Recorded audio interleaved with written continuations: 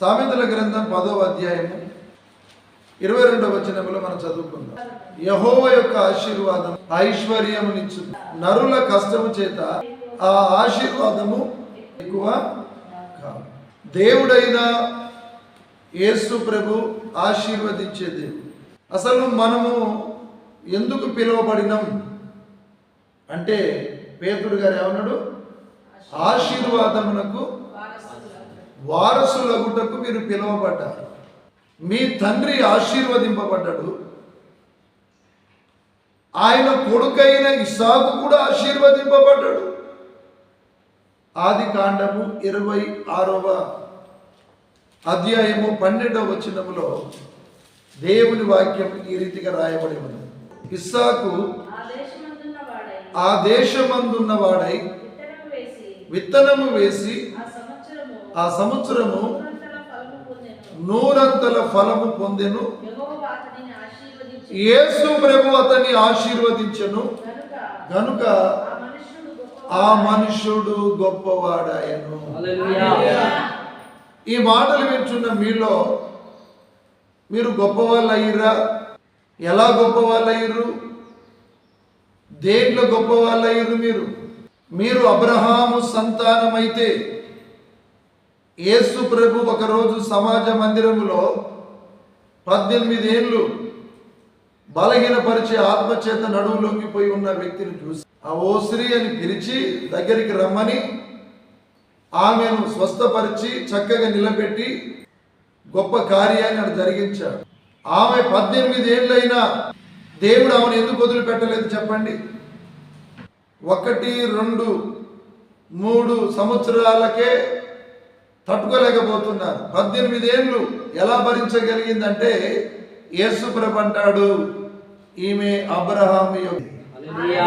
అవును, అబ్రహాము యొక్క సంతానములో విశ్వాసమును బట్టి, క్రియలను బట్టి, నీతిని బట్టి మనం దేవునికి కుమారులుగా కుమార్తెలుగా ఉండి దేవుడు సకల ఆశీర్వాదములకు కారకుడు కాబట్టి, సర్వ సంపదలు ఆయన యందు గుప్తమై ఉన్నాయి కాబట్టి ఈ రోజున క్రీస్తునందున్న నీవు ఎవరు కూడా దరిద్రులుగా ఉండడానికి అవకాశం లేదు.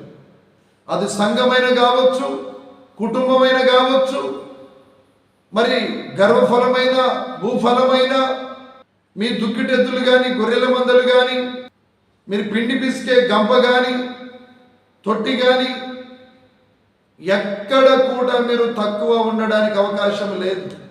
మీరు ఎవరు? అబ్రహాము యొక్క సంతానములోను అబ్రహాము ఆశీర్వదింపబడ్డాడు. ఆయన కుమారుడైన ఇస్సాకు ఎక్కడ? ఫిలిస్టియా దేశంలో ఆయన పరదేశిగా వెళ్ళాడు.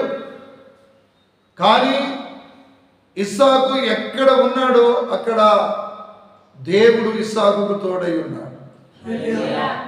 ఈ రోజున నువ్వు ఎవరివైనా పర్వాలేదు, నువ్వు ఎక్కడనైనా బతకొచ్చు. దేవుని ఆత్మ ఎటు నడిపిస్తే అటు వెళ్ళిపో, కానీ అది వాక్యానుసారం ఉండాలి. దేవుడు నీకు తోడుగా ఉండాలి. అప్పుడే ఇస్సాకు విత్తనం వేస్తే అది 100 చేతికొచ్చిందట. ఇలా ఎన్నో ప్రయత్నాలు చేస్తున్నావు, ఒక్క ప్రయత్నమైన సఫలమవుతుందా? ఇస్సాకు కన్నీటితో విత్తనాలు విత్తాడు, సంతోష గానంతో పంట కోసుకున్నాడు. నీ ప్రార్థన అనే విత్తనములు మంచి మనసుతో విత్తండి, హృదయపూర్వకంగా విత్తండి, ప్రేమతో విత్తండి. తప్పకుండా 100 పంటలు దేవుడు ఇస్సాకును ఆశీర్వదించను గనుక అతడు క్రమక్రమముగా గొప్పవాడైపోయాడు. ఈ రోజున దేవుని దృష్టిలో నువ్వు కూడా గొప్పవానిగా ఉండాలి. దేవుడు ఆశీర్వదిస్తే నువ్వు ఐశ్వర్యవంతునిగా మారిపోతావు. దేవుని యొక్క ఆశీర్వాదం ఒట్టి డబ్బుతోటే కాదు, కుటుంబ పరంగా ఉంటుంది.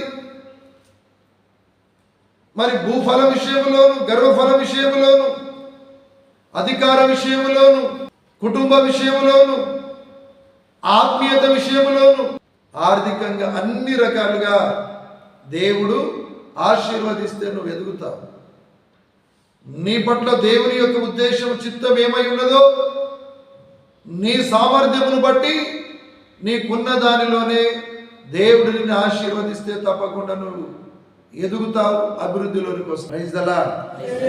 ఆశీర్వదిస్తే నీవు ఐశ్వర్యవంతునిగా, ఆరోగ్యవంతునిగా, ఆత్మీయతలోను, కుటుంబ పరంగా, దేవుని దృష్టి యందు, మానవుల దృష్టి యందు ఆశీర్వాదకరంగా